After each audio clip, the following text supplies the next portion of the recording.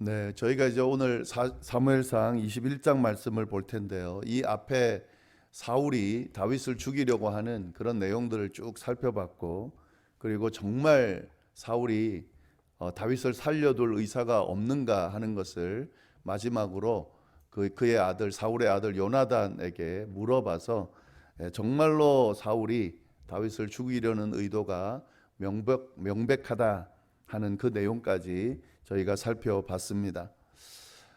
이제 사울이 다윗을 죽이기로 확실하게 알게 됐기 때문에 한 것을 알게 됐기 때문에요. 이제 다윗은 피해야 되겠죠. 그래서 도망을 치게 되는데요. 오늘부터 쭉 21장 내용이 사울을 피해서 다윗이 도망치는 그런 내용이 쭉 나옵니다. 21장과 22장에 보면 이제 그런 내용들이 주로 쭉 언급이 되는데, 노브로 먼저 도망을 가고요. 그리고 난 뒤에 가드라고 하는 곳에 가고, 아둘람 굴로 피하고, 그리고 모압, 그리고 유다로 피하다가 이제 나중에 다시 노브라는 곳으로 돌아오는 이 도망자의 어떤 경로로 도망자의 인생을 이제 살게 됩니다. 그 내용을 쭉 이제 한번 이제 계속 살펴나가도록 하겠습니다. 오늘 21장 말씀 보시면은요, 먼저 1절 말씀 보시면 다윗이 노베 가서 제사장 아히멜렉에게 이르니 아히멜렉이 떨며 다윗을 영접하여 그에게 이르되 어찌하여 내가 홀로 있고 함께하는 자가 아무도 없느냐 하니, 다윗이 노비라는 곳으로 먼저 도망을 갔습니다. 이 노비라고 하는 곳은 그 기브아가 사울이 있는 그 왕궁이 있는 곳이죠. 기브아하고 예루살렘 중간쯤에 있는 그런 성읍입니다. 그러니까 사울이 살고 있는 그 왕궁과는 멀지 않은 곳이죠. 그런 노브로 다윗이 도망을 쳤습니다. 근데 여기서 우리가 한 가지 의문이 드는 것은 지금 죽이려고 하는 사울을 피해서 도망치고 있잖아요. 그러면 사울이 있는 곳에서 멀리 떨어진 곳으로 도망하는 것이 그게 정상이죠. 그게 안전하고. 근데 왜 다윗은 노브로 갔는가 하는 거죠. 오늘 본문에서 그 내용을 저희가 먼저 살펴볼 필요가 있겠습니다. 왜 노브로 도망갔을까? 두 가지 이유를 들 수가 있는데, 한 가지는 이 노비라고 하는 곳이 제사장들이 머물러 있는 곳이기 때문에 그렇습니다. 노브는 제사장의 성읍이다 하는 별명이 있습니다. 그러니까 제사장들이 그곳에 모여 있기 때문에 그렇게 불려지는데요. 제사장들이 모여 있다는 것은 그곳이 제사 드리는 곳이다 하는 그런 의미도 있겠죠. 하나님께 제사 드리는 곳, 그곳이 바로 노비다 하는 거죠. 이 앞전에도요, 한번 사울을 피해 가지고 다윗이 도망을 친 적이 있습니다. 그때는 어디로 도망을 갔냐면 라마라고 하는 곳으로 도망을 갔습니다. 근데 그 라마는 어디냐면 선지자의 성읍이라는 별명을 가지고 있는 곳입니다. 왜냐하면 거기에 선지자 사무엘이 머물러 있었기 때문에 그렇게 불려지는데요. 다윗은 도망칠 때마다 선지자의 성읍인 라마로, 또 이번에는 제사장들의 성읍인 노브로 도망을 쳤다 하는 거죠. 그가 왜 이 노브로 먼저 갔을까? 그곳에 제사장들이 머물러 있기 때문이다 하는 거죠. 아마도 다윗은 자기를 도울 만한 사람이 주변에 없을 거라고 생각을 했고, 그래도 선지자인 사무엘과 그리고 제사장들, 하나님을 섬기는 제사장들은 자신을 도울 거라고 아마 생각했던 것 같습니다. 그래서 멀리 도망가기 전에 노비라고 하는 곳으로 먼저 피신했다 하는 거죠. 네, 이것도 하나의 이유가 될 수가 있고요. 그 다음에 또 하나 더 볼 수 있는 이유는 그 노비라고 하는 곳에 뭔가가 있었기 때문에 그렇습니다. 8절 9절 말씀을 좀 보시면은요, 다윗이 아히멜렉에게 이르되 여기 당신의 수중에 창이나 칼이 없나이까? 왕의 일이 급함으로 내가 내 칼과 무기를 가지지 못하였나이다 하니, 제사장이 이르되 내가 엘라 골짜기에서 죽인 블레셋 사람 골리앗의 칼이 보자기에 쌓여 에봇 뒤에 있으니 내가 그것을 가지려거든 가지라. 여기는 그것밖에 다른 것이 없느니라 하는지라. 다윗이 이르되 그 같은 것이 또 없나니 내게 주소서 하더라. 예. 다윗이 이 제사장 아히멜렉에게 혹시 무기가 없냐고 물어봅니다. 그랬을 때 이 제사장이 엘라 골짜기에서 죽인 골리앗의 무기가 있다. 이것밖에는 없다. 이거라도 가져가겠냐. 그래서 다윗이 그게 참 좋다. 이렇게 이제 말하는 거거든요. 근데 여러분 이게 뭐 당연한 것처럼 물을 수 있는 것처럼 보이지만 사실은 굉장히 이 상황에 맞지 않는 그런 질문과 답을 하고 있는 거예요. 제가 분명히 말씀드렸습니다. 노비라고 하는 곳은 제사장들의 성읍이라 그랬습니다. 거기에는 하나님께 제사 드리는 그런 기물들이 있겠지만 이 무기가 있을 이유는 없는 곳이죠. 다윗은 지금 그런 곳에 가서 무기를 달라고, 무기가 혹시 있냐고 물어보고 있습니다. 뭐 너무 필요하니까 혹시 그래도 뭐 굴러다니는 그런 무기가 없냐 이렇게 물어봤을 수도 있겠지만, 지금 이 무기가 그 제사장이 건네주는 무기가 골리앗의 무기라는 것을 감안한다면 다윗이 의도적으로 지금 알고 물어보는 거다, 이렇게 볼 수 있다 하는 거죠. 다윗이 골리앗을 죽인 이후에 그 골리앗의 무기를 취해 가지고 다윗의 장막에 뒀다, 이렇게 이야기를 했습니다. 근데 놉은 다윗의 장막은 아니거든요. 그렇게 뒀던 이 무기가 지금 놉이라는 곳에 와 있습니다. 어떤 경로로 왔는지는 모르겠어요.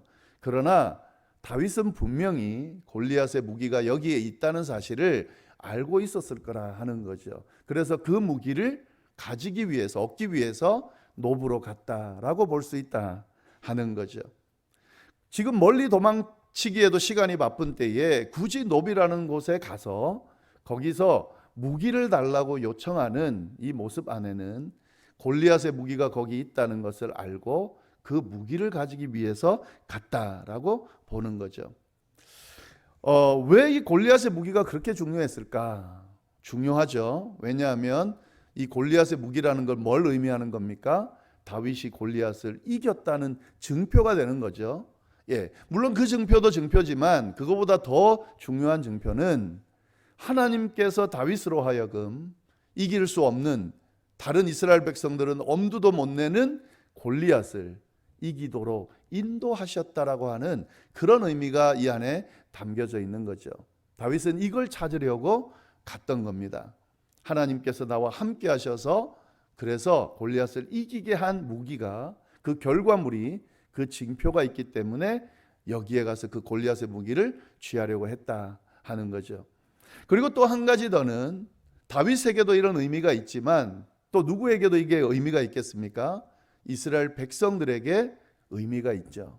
골리앗의 무기라는 것은 다윗이 골리앗을 이겼다라고 하는, 다윗을 인정할 수 있는 그런 무기다 하는 거죠. 한번 생각해 보세요, 여러분.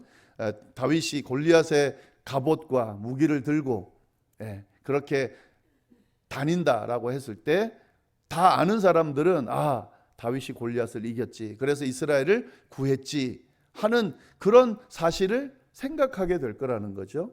그리고 지금 소문이 어떻게 나 있냐면 사울은 이제 왕위에서 하나님이 버려졌고, 그리고 다윗을 하나님께서 사무엘을 통해서 기름 부어서 세웠다는 사실을 많은 사람들이 이제 알게 됐다는 거죠.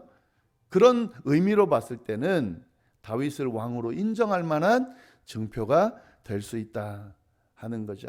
그래서 다윗은 그 어떤 것보다 도망치는 그 정신없는 상황에서도 이 사실을 생각하면서 그 무기를 취하러 놉이라는 곳으로 갔다 하는 거죠.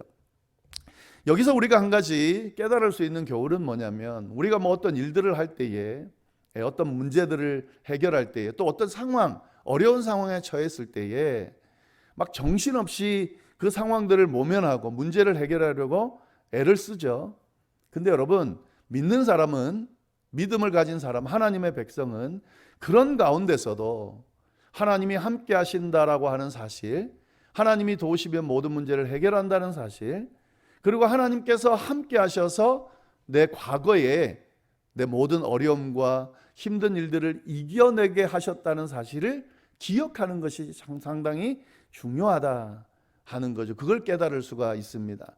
정신없지만, 도망치는데 급급하지만, 다른 방법, 도망치는 방법, 사는 방법, 이런 거에 혼란스럽게 빠져 있지만, 그런 가운데서도 여전히 하나님은 함께 하시고 하나님께서 돌보시고 지키시고 인도하신다라는 사실을 잊어버리면 안 된다 하는 거죠. 물론 정말 다윗이 그랬을까? 그거는 모르죠. 그런 게 설명이 안 돼 있으니까. 그러나 다윗의 믿음을 생각해 보면, 또 이후에 일어나는 그 일들을 생각해 보면 다윗은 충분히 그러고도 남는다 하는 사실이죠. 그게 오늘 말씀을 통해서 우리가 깨달을 수 있는 하나의 교훈입니다. 네, 그리고 또 한 가지 더 우리가 볼 수 있는 내용이 뭐냐면은요, 이 다윗이 굉장히 지금 위기의 상황이죠.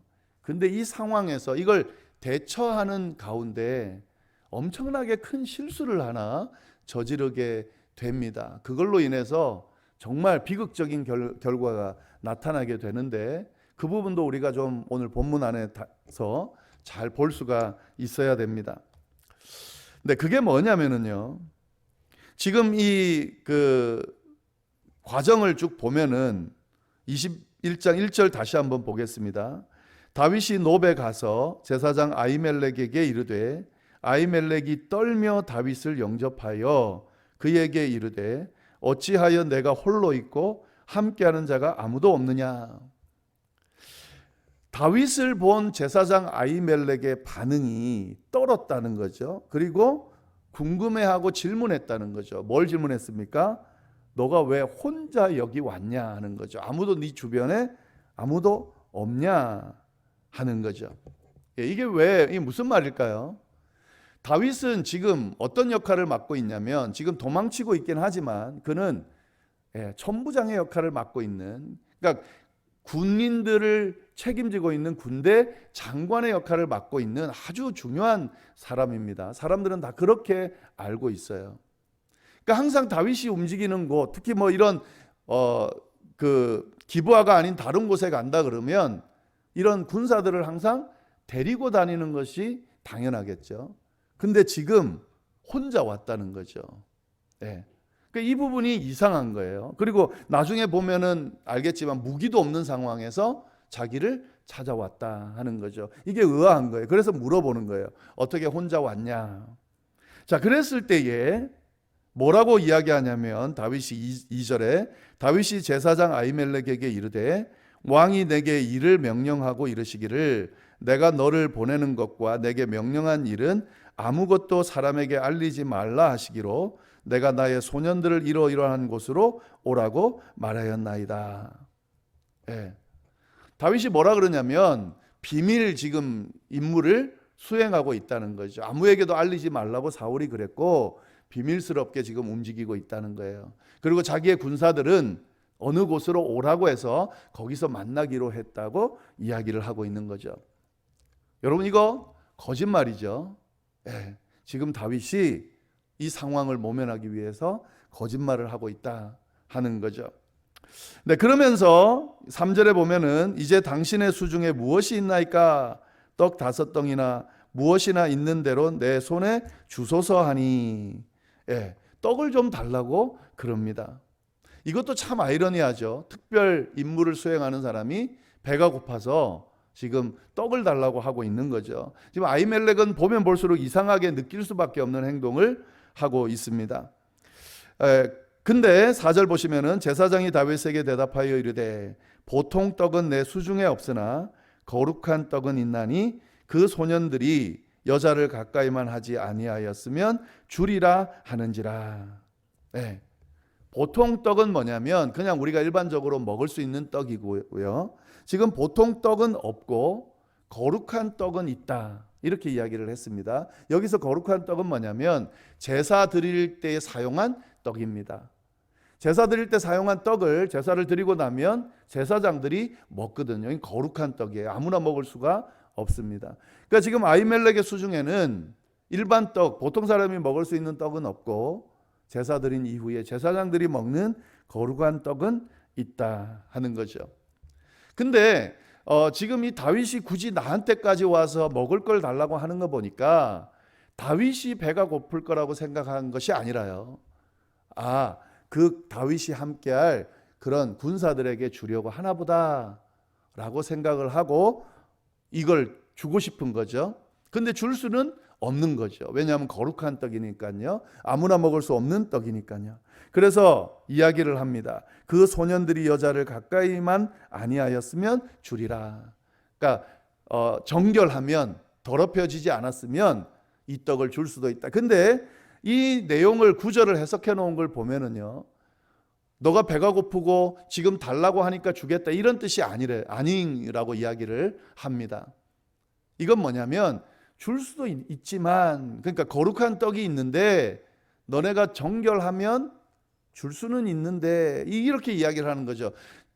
달라고 할 거라고 생각을 하지 않고 지금 이야기를 하고 있는 거예요.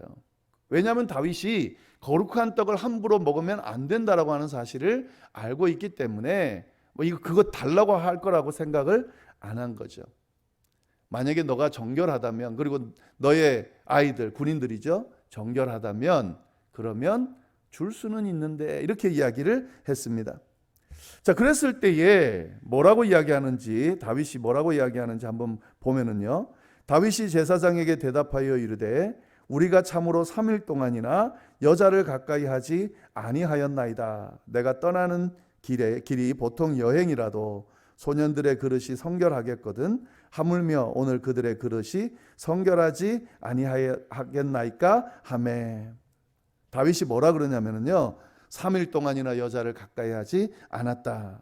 근데 여기서 우리라고 이야기를 합니다. 다윗은 지금 혼자가 아닌 거예요. 나머지 군인들 아이들이 그곳으로 오기로 했으니까 우리라고 지금 표현하는 겁니다. 그러면서 뭐라면 그 우리는 3일 동안이나 여자를 가까이 하지 않았다라고 이야기를 하는 거죠. 물론 다윗은 가까이 하지 않았지만 그 우리는 있지도 않거니와 우리가 가까이 했는지 아닌지는 모르고 있는데 지금 다윗은 그 이야기를 하고 있습니다. 그러면서 이 말을 설득하기 위해서 뭐라 그러냐면요, 그냥 여행 다닐 때도 아이들을 성결하게 한다는 거죠. 군인들을 성결하게 한다는 거죠. 근데 지금 이런 상황에서, 특수 임무를 수행하는 이런 상황에서 내가 성결하게 하지 않았겠느냐는 거죠. 그러니까 우리는 이 떡을 먹을 수 있을 정도로 성결하다라고 지금 이야기하는 거죠. 여러분, 이 과정을 잘 보세요. 좀 의아하잖아요. 다윗이 지금 어떻게 하고 있는 거예요? 거짓말에 거짓말을 계속해서 덧붙이고 있는 거죠. 이유는 충분히 우리가 그 이유는 알 수 있습니다. 이러고 있는 이유는요, 지금 숨어 있는 동안 다윗이 아무것도 먹지 못했을 거예요. 그러니까 너무 배가 고팠겠죠. 그래서 이 배고픔을, 허기를 채우기 위해서 거짓말을 지금 계속 하고 있는 거죠. 그래서 결국 어떻게 됐습니까? 떡을 얻어서 먹습니다. 이것도 웃기죠. 6절 말씀, 제사장이 그 거룩한 떡을 주었으니 거기는 진설병 곧 여호와 앞에서 물려낸 떡밖에 없었음이니라. 이 떡은 더운 떡을 드리는 날에 물려낸 것이었더라. 지금 제사 드리기 위해서 방금 드린 그 떡, 아주 따끈따끈한 떡을 다윗에게 줬다. 뒤에 나오지 않지만 다 먹었겠죠, 다윗이. 이 과정, 지금 오늘 본문에 보면은 별로 문제가 될 게 없어 보이는데요, 7절 말씀을 중간에다가 살짝 넣어놨습니다. 7절 보시면, 그날에 사울의 신하 한 사람이 여호와 앞에 머물러 있었는데 그는 도액이라 이름하는 에돔 사람이요 사울의 목자장이었더라. 이 과정을 누가 지켜봤다 하는 거죠. 도액이라는 사람이 지켜봤는데, 이 도액이라는 사람 누구냐면 사울의 신하 한 사람이라는 거죠. 그리고 에돔 사람이면서 사울의 목자장이다. 목자장이란 말은 최측근에 있는 사람이다 하는 그런 의미가 있는 겁니다. 여러분, 뜬금없이 이 구절을 왜 넣어놨을까요? 굉장히 좀 뭔가 불길한 일이 일어날 것 같은 느낌을 주기 위해서 이 말을 넣어놓은 거예요. 그리고 8절 9절에 무기 달라고 하는 내용이 이어집니다. 어떤 일이 일어났을까요? 다윗이 그걸 먹고 이제 다른 곳으로 이동하고 난 뒤에 에돔이라는 사람이 사울에게 이 사실을 보고를 합니다. 그래서 사울이 300명의 군사를 끌고 그곳으로 찾아옵니다. 그러면서 이 아히멜렉에게 왜 다윗에게 떡을 줬냐고 이야기를 합니다. 너가 다윗을 옹호했다는 거죠. 그러면서 어떻게 하냐면 아히멜렉과 거기에 있는 제사장 85명과 거기에 있는 가축들, 처자들 다 사울이 죽여버려요. 예. 여러분, 아히멜렉 입장에서는 너무너무 안타까운 일이죠. 지금 아히멜렉이 사울에게 이야기합니다. 나 몰랐다고. 그리고 다윗이 한 이야기를 그대로 전합니다. 당신의 임무를 수행하기 위해서 왔다 그랬고, 그래서 준 거라고. 그러나 사울은 믿지 않죠. 다윗을 도왔다는 게 중요하기 때문에요. 여기서 우리가 한 가지 깨달을 수 있는 것은 다윗이 거짓말하는 과정을 잘 지켜보면요, 충분히 할 수 있을 법한 선의의 거짓말처럼 보입니다. 근데 여러분, 그 거짓말의 결과가 무고한 수많은 사람들을 죽게 하는 그런 결과를 낳게 했다 하는 거죠. 이건 다윗에게 있어서 아주 큰 잘못입니다. 아무리 그가 위험에 처했다 하더라도, 그리고 위험에 처해서 어쩔 수 없다라고 변명할지는 모르겠지만, 그의 거짓말 때문에 죄 없는 사람이 죽었다라고 하는 이 결과는 하나님 앞에 반드시 해결해야 되는 그런 잘못을 저지른 거다 하는 거죠. 여러분, 한번 이런 생각을 해보시면 어떨까요? 그가 아히멜렉에게 솔직하게 말했더라면 아히멜렉이 어떻게 했을까요? 그가 아히멜렉이 하나님을 잘 섬기는 신실한 제사장이었다면, 그리고 다윗이 그곳으로 도망친 이유, 그 이유에 적합한 사람이었다면, 제가 보기에는 어쩌면 도와줬을 수도 있을 것 같아요. 그러면 이런 학살이 일어날 일이 없었겠죠.